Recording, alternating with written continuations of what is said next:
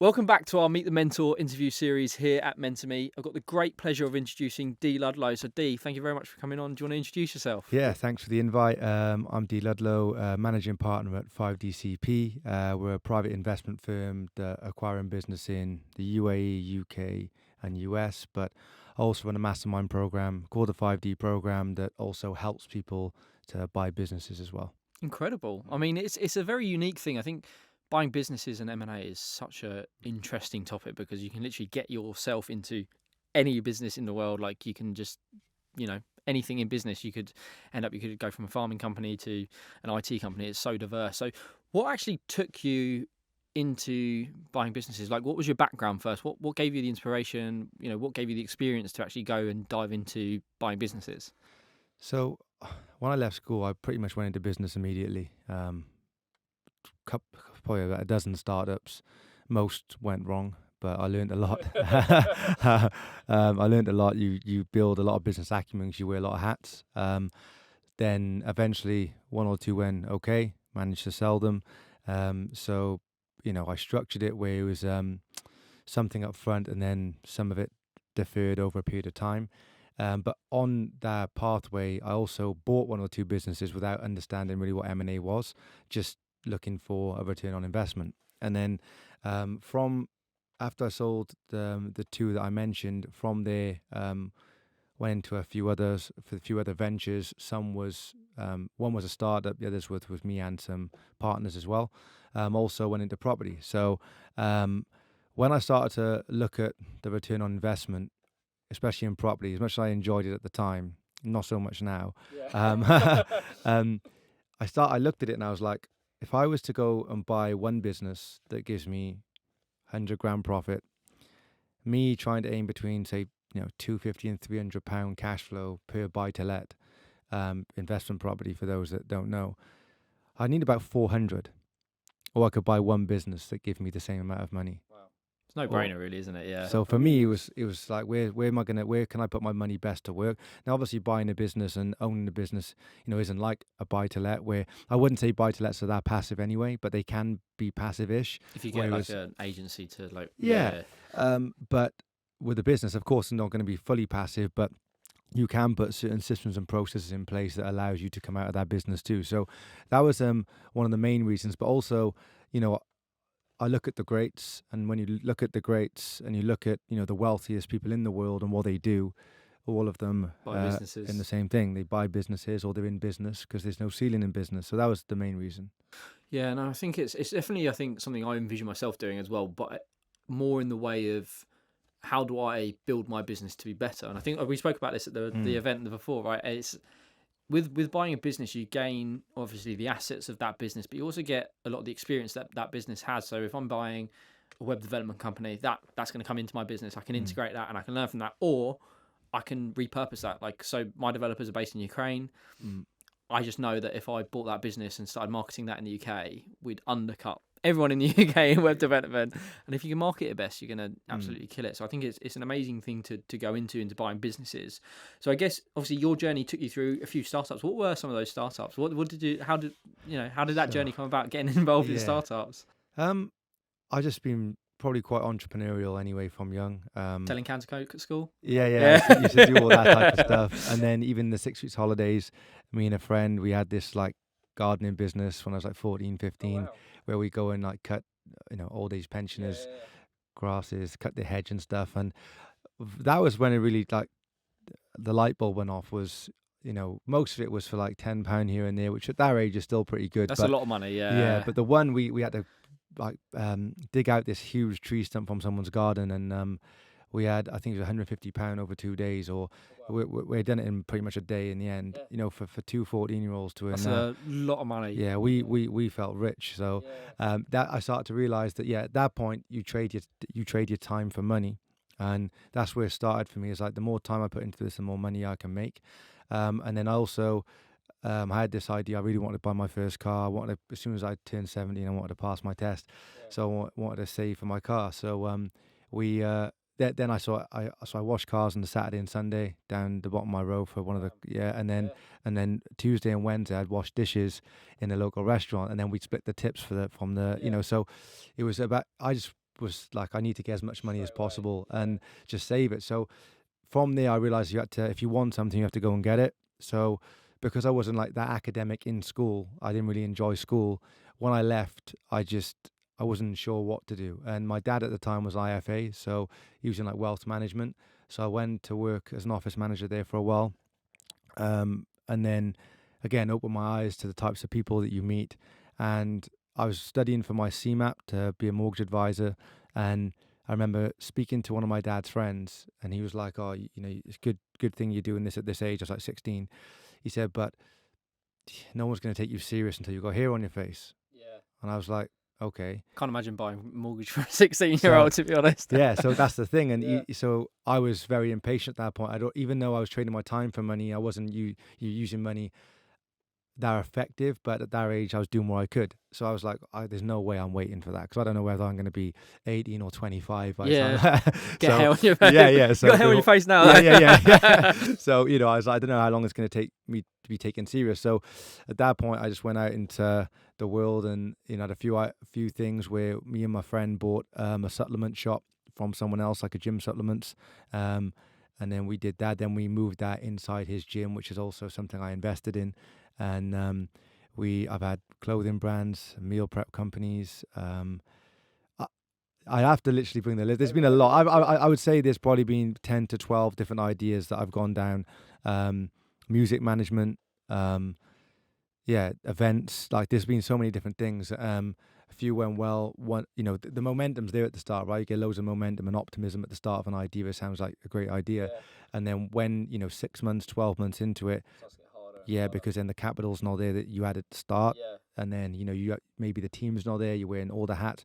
Starts to become hard to scale. So, you know, that was, I learned a lot from it though. And I managed to get a decent base knowledge on all the different sectors of what I needed to know.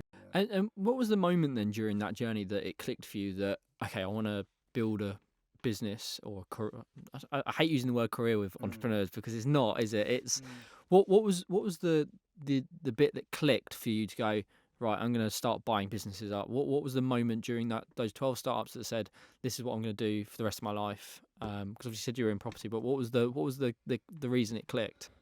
Mainly just scale, because when you look at, for instance, with property, you can keep scaling and keep buying properties, but you need money, right? And I know you can do the BRR and recycle the money, but at some point, if you want to scale to a level where you want multiple projects on at one time, you either raise the money from private investors, but even though there's no ceiling there, that becomes very hard, and then eventually you'll run out of money and you have to wait. Whereas in business, it can still happen in business, but you know, there is no ceiling literally in business. Like, for instance, you just talked about then this business now. If you did go and buy, you know, that web development company in Ukraine, then if you went and bought, say, a marketing agency, then there's unlimited avenues for you, because you're like an online business. There's unlimited avenues for you to go down, right? And it's the same as any traditional business. If you have a construction business, you know, you could have, I don't know, a scaffolding business, and you may now want to go and buy, you know, a roofing business, and then maybe because, you know, the solar panels are starting to go, maybe you want to go and buy an electrical contracting business that can now use a scaffold and use the roofing business and fit the solar panels. So there's no ceiling. You can keep growing a huge ecosystem. And so I don't know when the actual time was when it clicked for me, but I just realized that if I could acquire this skill set, no matter where I am, no matter what I do, whether I win, whether I lose, I know I can always come back. And I think there's only really two skill sets that exist, unless I've missed one, that you can do that with, and I believe that's M&A and if you trade the financial markets. Now, obviously, that's a completely different ball game, but those two things, I believe you can do it pretty much anywhere in the world, and you can always come back. I'm not saying you can't in others, but those, you know, I know that you can go and buy not a huge business, but, you know, a relatively small business that gives you good money.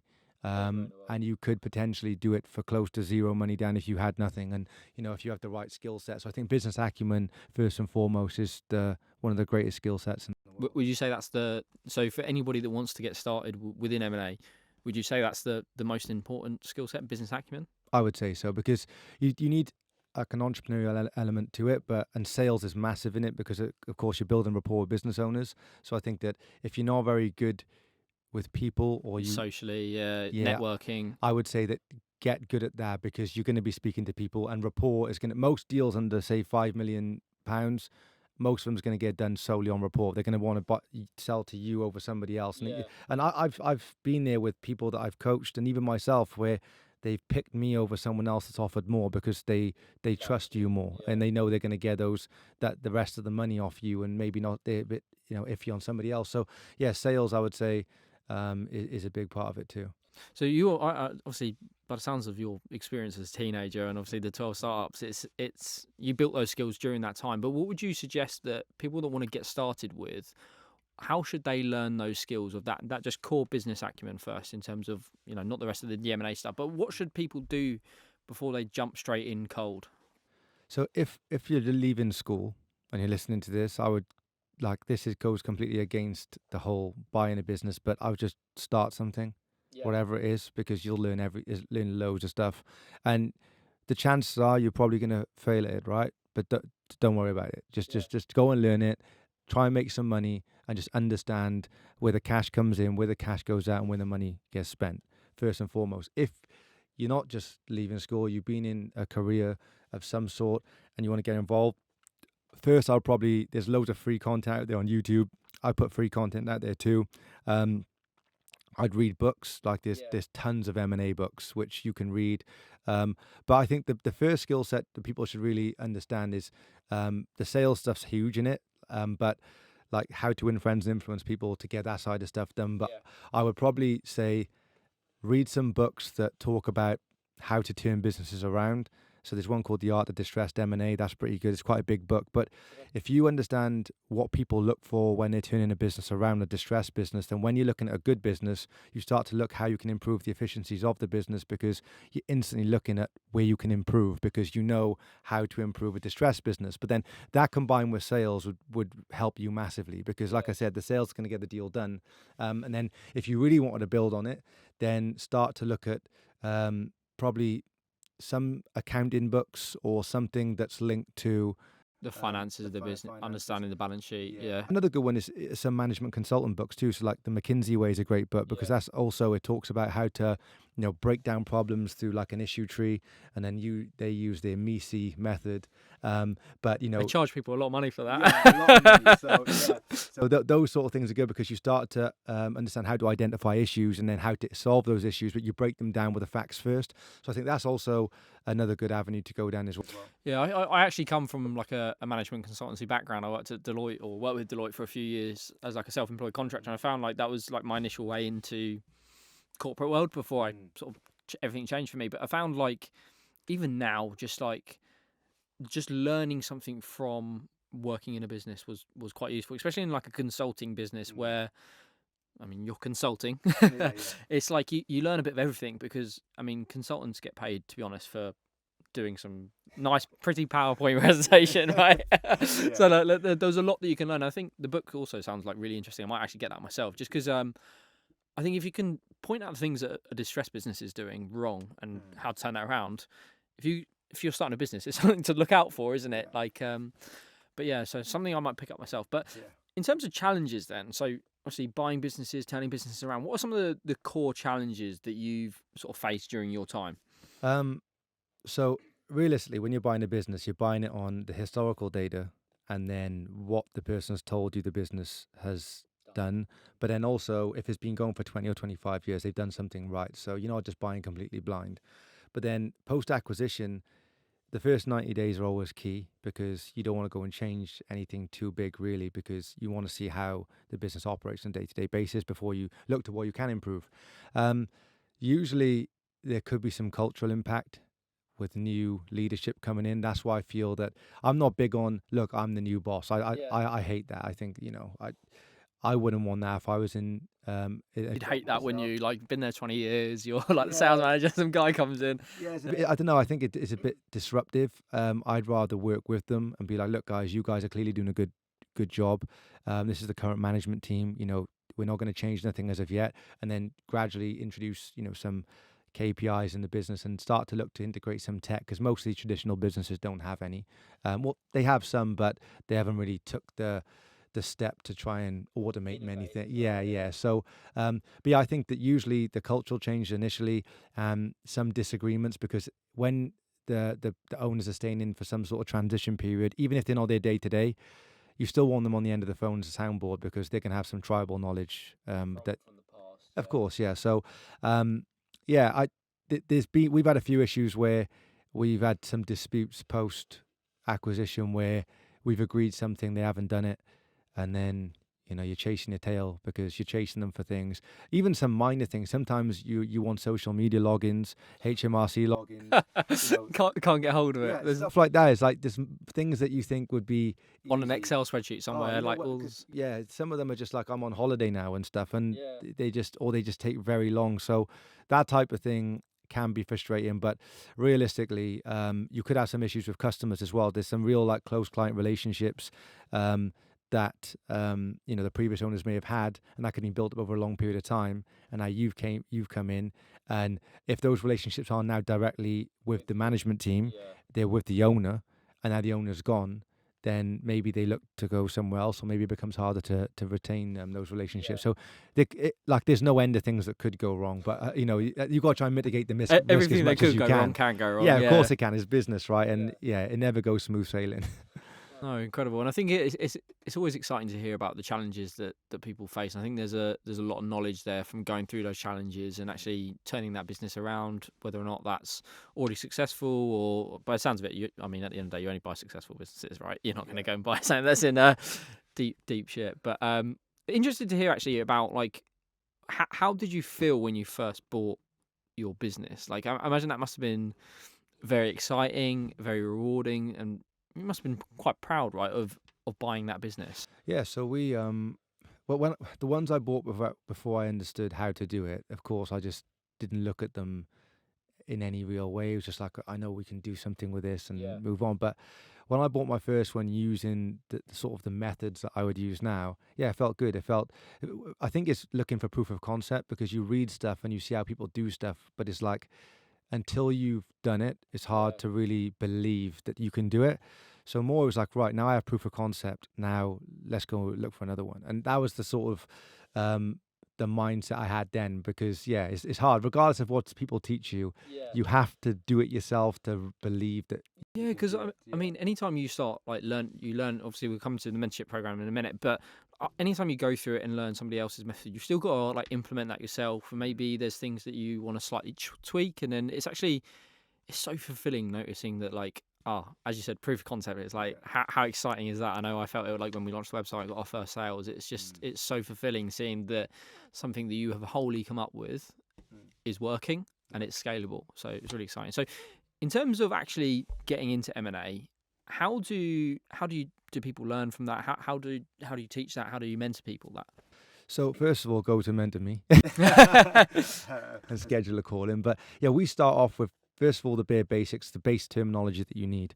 I don't believe in reading into long-winded books and going through long video courses to start, because I think the most benefits of learning are going to come from just real life experience. So first of all, go for the base terminology, so you actually know what you're talking about when you're on the phone to a seller. Then we go through, we have our own sort of 5D pitch where we put together how to structure it in various steps when you talk to a seller, how to overcome certain objections, especially the ones that we know are going to come up, how to position yourself as a credible buyer, which is really important, because when they first speak to you, of course, you're going to be...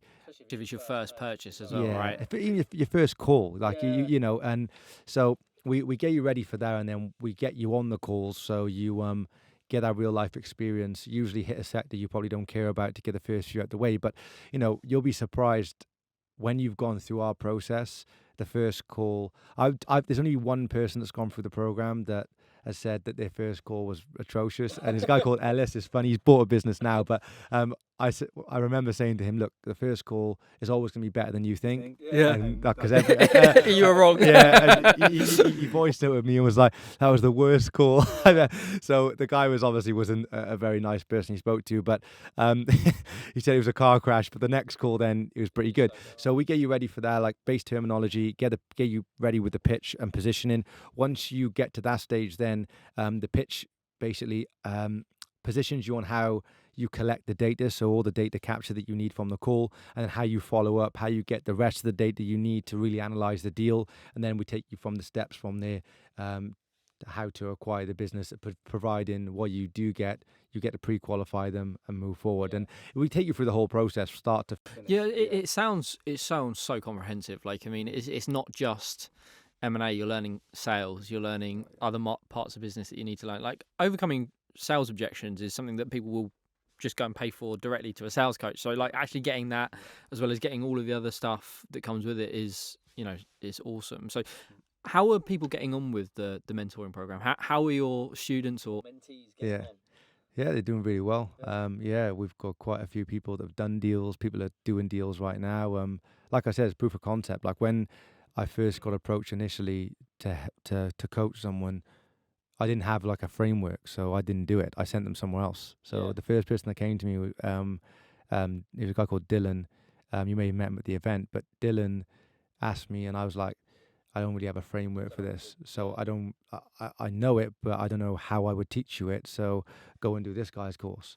And about 5 minutes later, he came back and was like, just teach me. And at that point, I'd already like built something, because another guy called Mark approached me, and I was like, I need to put something together to help. People are starting to see what you're doing. It's like they get drawn to you to learn. Yeah, so I put something together then, and then Dylan was the first one that got a deal over the line. He very quickly as well for him. Like he sent his first batch of letters out, which that's like a traditional process. And he got a deal done. But now collectively the group, the pipeline's probably close to 50 million in deals. Wow. The group as incredible. That's incredible. So so whether we have to see which ones get over the line and which ones don't. But yes, I guess that must be like I personally not gotten to the point where I feel like I can mentor people.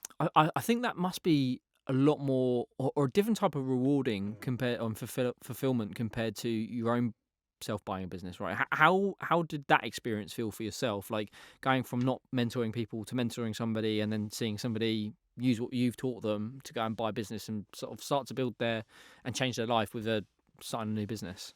Yeah, it is definitely a different feeling. I love it. Like even since I was a kid, like I've coached sports, like kids sports teams, and I've always liked to help. And when people come to me with ideas, even when I was younger, because they knew I was ambitious, I had a real like growth mindset from a kid. Like in my area, a lot of people would be like, oh, you can't do that.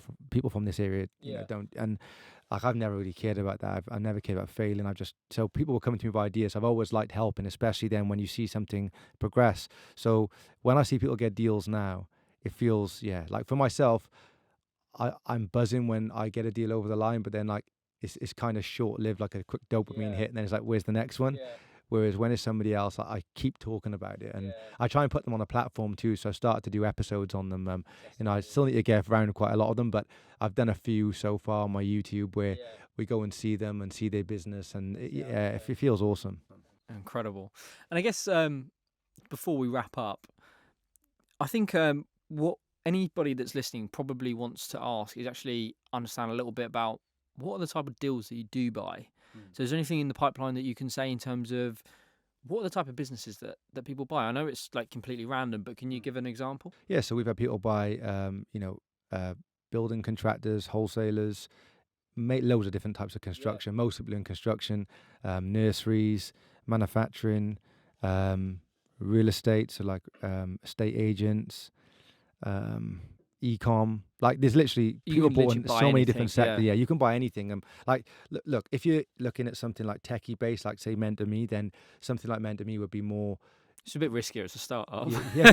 But also it's they demand higher multiples. So so because it's more like online and tech based, it's growth can be quite rapid. So it's always quite difficult to put a a cost on what you want to value your tech business at. A lot of them, yeah, they demand a much higher multiple than your traditional business, and you know, you got option for, you know, recurring revenue too. So when you have recurring revenue, again, you can demand higher multiples. So we tend to look at more traditional businesses where, you know, we can, you know, bring that multiple down, bridge those valuation gaps, to get the deal structure where we need it. But you know, we have bought an e-com, and you know, we bought one actually last year, e-com business that there was two like younger business owners, early 30s, and yeah, it's definitely not our typical seller, but you know, we managed to get something done, and so yeah, any sector. Awesome. Okay, so for people that want to get started on the mentoring, how can they get booked in with you? Through MentorME. That's just go directly to that website, book your first call in. We can have a chat, and you know, bring your questions to the table. You know, regardless of what it is, and we can get through them as quick as possible. One thing with me is, I don't want to talk about something longer than we need to.